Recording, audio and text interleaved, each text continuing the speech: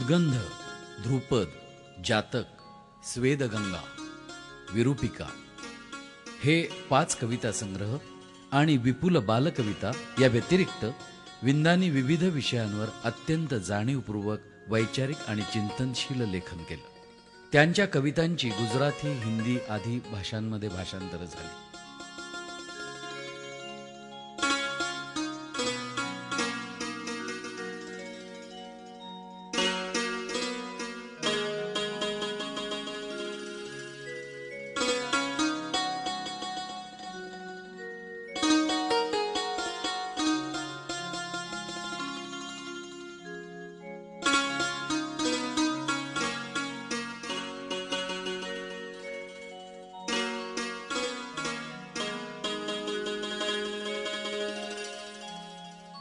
त्यांच्या अलौकिक कामगिरीसाठी जनस्थान, कबीर, कोणार्क यासारखे महत्त्वाचे सन्मानही त्यांना मिळाले.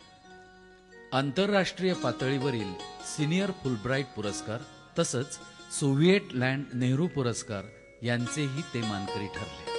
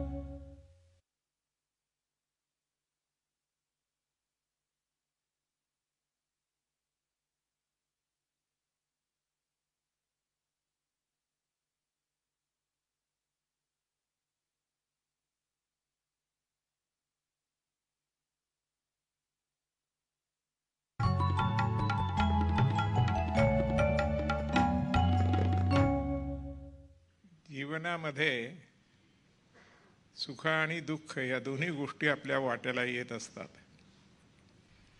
याच्या पलीकडे जो आनंद आहे, सुख म्हटलं तर त्याला दुःखाचा छेद असतो, पण असा एक आनंद आहे की त्याला छेद नाही आणि तो ब्रह्मानंद आपण मानतो. पण हे ब्रह्म काही आपल्याला सामान्य माणसांना प्राप्त होईल असं वाटत नाही. पण खरं म्हणजे हा जो समाज आहे हे ब्रह्मच आहे. कारण ब्रह्म जसं चिरंतन अक्षय तसाच तो समाज आहे, अनादी आहे आणि अनंत आहे. तेव्हा ज्या प्रमाणात माणूस स्वतःचा स्वार्थ विसरतो आणि समाजाशी एकरूप होतो त्या प्रमाणात त्याला ब्रह्मानंद मिळू शकतो. आणि असं ब्रह्मानंद मिळवणारी माणसं मला जी 2-3 भेटली आणि ज्यांची आत्ता सहज आठवण येते ते एक म्हणजे साने गुरुजी, दुसरे सेनापती बापट आणि तिसरे बाबा आमटे, की ज्यांनी आपलं स्वत्व याचं विसर्जन केलं समाजामध्ये आणि अद्वैत प्रत्यक्ष समाजाशी निर्माण केलं. त्यांना हा ब्रह्मानंद प्राप्त झालेला आहे. अशा लोकांचा एक उद्गार मी तुम्हाला ऐकवतोय. जगण्यामध्ये ब्रह्मानंद. बरगड्यांच्या तुरुंगातून मी हृदयाला मुक्त केले. बरगड्यांच्या तुरुंगातून मी हृदयाला मुक्त केले. जिथे जिथे धमनी आहे तिथे माझे रक्त गेले. दिक्कालाच्या जबड्यामधील लवलवणारी जीभ मी, दिक्कालाच्या जबड्यामधील लवलवणारी जीभ मी, आसक्तीच्या गर्भामधील धगधगणारे बीज मी. माझ्या हातात महायंत्र, माझ्या मुखात महामंत्र, सगळे मिळून सगळ्यासाठी मरण्यातही मौज आहे. सगळे मिळून सगळ्यासाठी मरण्यातही मौज आहे. सगळे मिळून सगळ्यासाठी जगण्यामध्ये ब्रह्मानंद. आता मगाच्याच प्रमाणे एक प्रेम कविता वाचणार आहे. हल्ली आता कॉलेजमध्ये बघता तुम्ही 150चा वर्ग असला तर अर्धा वर्ग मुलींचा असतो आणि अर्धा मुलांचा असतो. पण आमच्या वेळेला किती कठीण परिस्थिती होती. अहो 4-5 मुली असत आणि त्या अशी आडवी 2 बाकं ठेवलेली त्याच्यावर बसल्या त्या प्राध्यापकाच्या जवळ अशी. आणि बाकी सगळे आम्ही 145 वर्ग 150चाच असे हल्ली असतो तसा, आम्ही 145 या बाजूला. आता मला तुम्ही सांगा त्या तिकडे 5 आणि आम्ही 145, या विषम परिस्थितीत कोणाच्या वाट्याला काय येणार?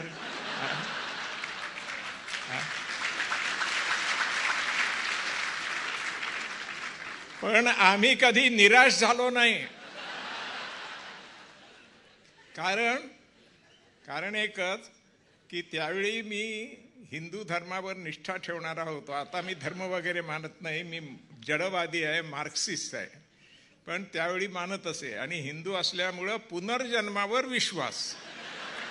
तेव्हा या जन्मात आपण उद्योग करीत राहायचा, या जन्मात जमलं नाही तर पुढच्या जन्मात जमेल, अशा वृत्तीत लिहिलेला त्यावेळी एक गझल आहे जो तो मी तुम्हाला वाचून दाखवतो.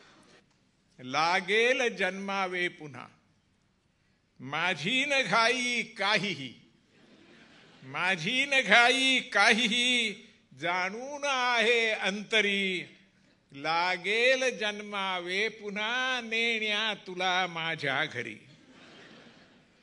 तू झुंजू मुंजू हासशी, तू झुंजू मुंजू हासशी, जाई जुईचे लाजशी.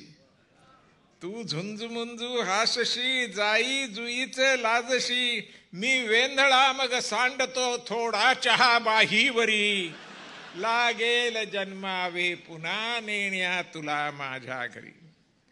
तू बोलता साधे सुधे, सुचवून जाशी केवढे.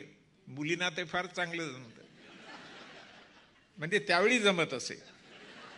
तू बोलता साधे सुधे, सुचवून जाशी केवढे, मी बोलतो वाचाळसा अन पंडिती काहीतरी, लागेल जन्मावे पुन्हा, नेण्या तुला माझ्या घरी.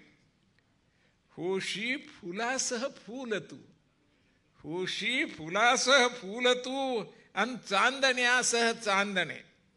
होशी फुलासह फूल तू, अन चांदण्यासह चांदणे, ते पाहणे इतकेच मी बघ मानले माझ्या करी, लागेल जन्मावे पुन्हा, नेण्या तुला माझ्या घरी.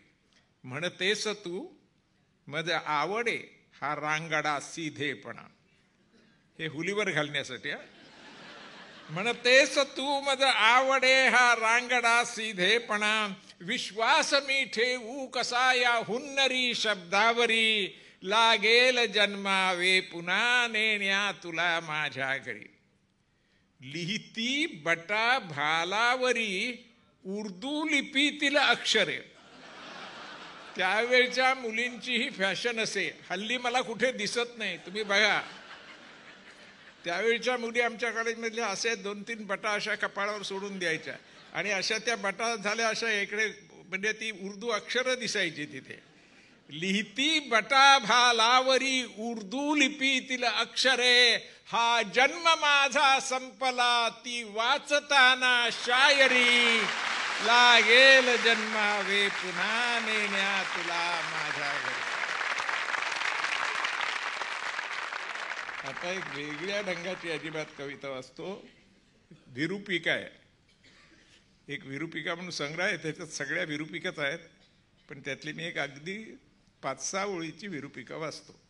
आता ही जी विरूपिका आहे, पुष्कळदा काय होतं, एखादा कवी आमच्यासारखा एखादं पुस्तक लिहितो, मग त्याच्यावर 2-4 पुरस्कार मिळतात, काय थोडे 2-4 चांगले लेख येतात, मग ते त्याच्या डोक्यात इतकी हवा जाते की त्याला वाटतं की काव्यामध्ये आपण प्रचंड क्रांती काहीतरी करून बसलेले आहोत. वस्तुस्थिती अशी आहे की काव्य वाङ्मय हा एक दर्या आहे आणि त्याच्यात एखादा शेक्सपियर, एखादा डोस्टोव्स्की, एखादा कालिदास हा एखादी लाट निर्माण करू शकतो आणि आमच्यासारखे जे सामान्य कवी आहेत हे फक्त एक थेंब त्याच्यात घालू शकतात. तेव्हा हे आपलं स्थान न ओळखता ज्यावेळी कवीच्या डोक्यात अशी झिंग जाते की आपण ते केलं आहे त्यानं भयंकर क्रांती घडलेली आहे. मग तो काय करतो, दुसऱ्या कोणी एखादा पुस्तक लिहिलं मराठी काव्याचा इतिहास की तो पानं चालतो. कशा करता, त्याच्यात माझ्या काव्याचा काही हे केलाय की नाही उद्योग.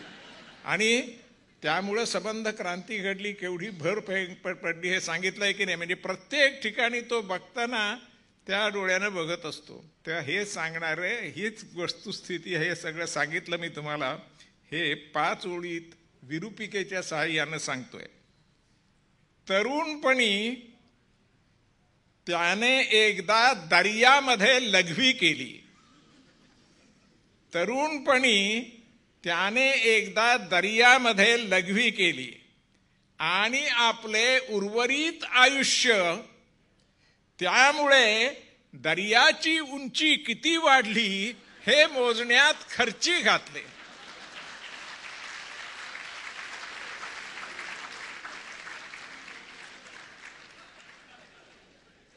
मी एक मुक्तसुनीत तुम्हाला वाचून दाखवणार आहे आणि ते मी कुठेही जरी माझा काव्य वाचनाचा कार्यक्रम असला तरी त्याच्यात ते वाचत असतो एका भावनेमुळं.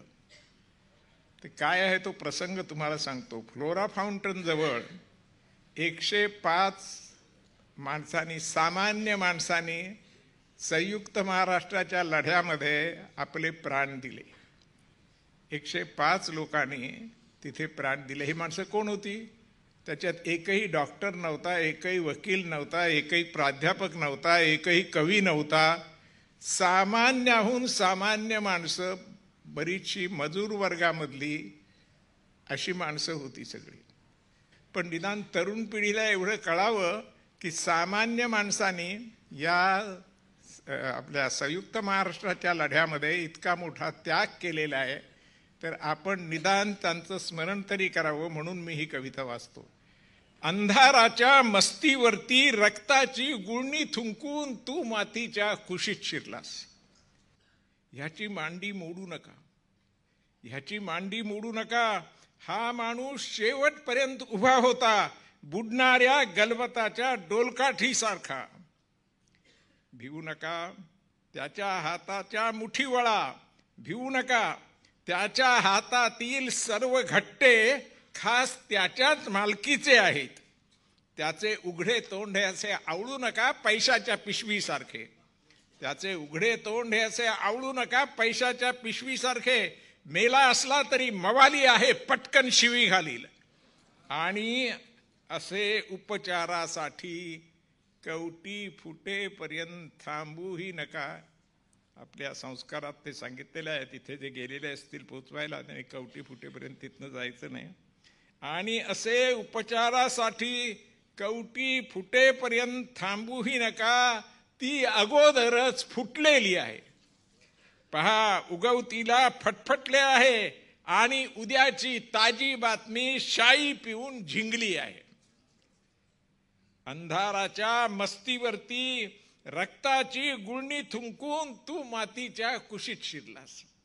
अंधाराच्या मस्तीवरती रक्ताची गुळणी थुंकून तू मातीच्या कुशीत शिरलास. ती माती तुला विसरणार नाही.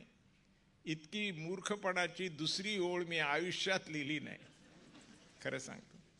अन्यायाची निदान अज्ञानाला चीड आहे. या शेवटच्या दगडाचा आधार घेऊन एक बुरुज अजून दात विचकीत राहील. तुझ्या अभावाजवळ मी अजून उभा आहे. तुझ्या अभावाजवळ मी अजून उभा आहे. अंधार आणि अधिक अंधार यांच्यामधील रित्या रेताडात डावा पाय रोवून मी अजून उभा आहे. पण हे श्रेय तुझेच आहे.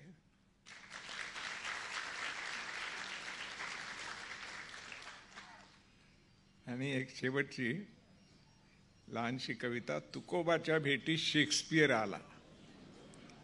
तुकोबाच्या भेटी शेक्सपियर आला, तो झाला सोहळा दुकानात. दुकानात हे शेक्सपियरचं दुकान असण्याची शक्यता नाही, त्याचं होतं थिएटर मालकीचं. आणि तिकडचा कवी तो इंग्लंडमधला, म्हणून त्याच्या मालकीचं थिएटर. तुकाराम आमचा कवी, त्याच्या मालकीचं एक ते दुकान होतं. तुकोबाच्या भेटी शेक्सपियर आला, तो झाला सोहळा दुकानात, जाहली दोघांची उराउरी भेट. उराउरी भेट हे वारकरी संकडे तुम्हाला माहिती आहेत, उराउरी भेटतात. असं शेक हँड वगैरे करत नाही आणि नमस्कार करत नाही, उराउरी भेटण्याची पद्धत आहे. तेव्हा जाहली दोघांची उराउरी भेट, उरातले थेट उरामध्ये. तुका म्हणे विल्या, विलियम शेक्सपियर, तुका म्हणे विल्या तुझे कर्म थोर. तुका म्हणे विल्या तुझे कर्म थोर, अवघाची संसार उभा केला. शेक्सपियर म्हणे नाही रे बाबा, एकते राहिले. शेक्सपियर म्हणे एकते राहिले, तुवा जे पाहिले विटेवरी.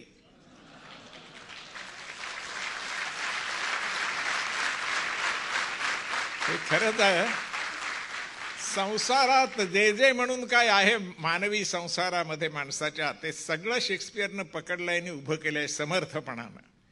पण एक आध्यात्मिक जी भावना आहे, ही आध्यात्मिक भावना तिथे त्याला कुठेही खऱ्या अर्थानं प्रगट करता आलेली नाही. ती शेक्सपियरची मर्यादा आहे. काय म्हणून तो म्हणतोय, शेक्सपियर म्हणे एकते राहिले, तुवा जे पाहिले विटेवरी. तुका म्हणे बाबा तेत्वा बरे केले. तुका म्हणे बाबा तेत्वा बरे केले, त्याने तडे गेले संसाराला. विठ्ठल अट्टल त्याची रीत न्यारी, माझी पाटी कोरी लिहोनिया. किती जरी त्याच्याबद्दल लिहिलं तरी शेवटी खऱ्या अर्थानं आपण काही लिहितच नाही. तेव्हा विठ्ठल अट्टल त्याची रीत न्यारी, माझी पाटी कोरी लिहोनिया. शेक्सपियर म्हणे अरे तुझ्या शब्दामुळे मातीत खेळले शब्दातीत. तुझ्या शब्दामुळे मातीत खेळले शब्दातीत. तुका म्हणे ऐक घंटा ही मंदिरी. तुका म्हणे गड्या वृथा शब्दपीठ. तुका म्हणे गड्या वृथा शब्दपीठ. प्रत्येकाची वाट वेगळाली. वेगळीये पाटे वेगळाले काटे. वेगळीये वाटे वेगळाले काटे. काट्या संगे भेटे पुन्हा तोच. तुका म्हणे ऐक घंटा ही मंदिरी. दुकान बंद करून घरी जायचं, त्याची वेळ झाली देवळातली घंटा म्हणजे. तुका म्हणे ऐक घंटा ही मंदिरी, कजागीळ घरी वाट पाहे. दोघे निघोनिया गेले दोन दिशा, कवतिक आकाशा आवरेना.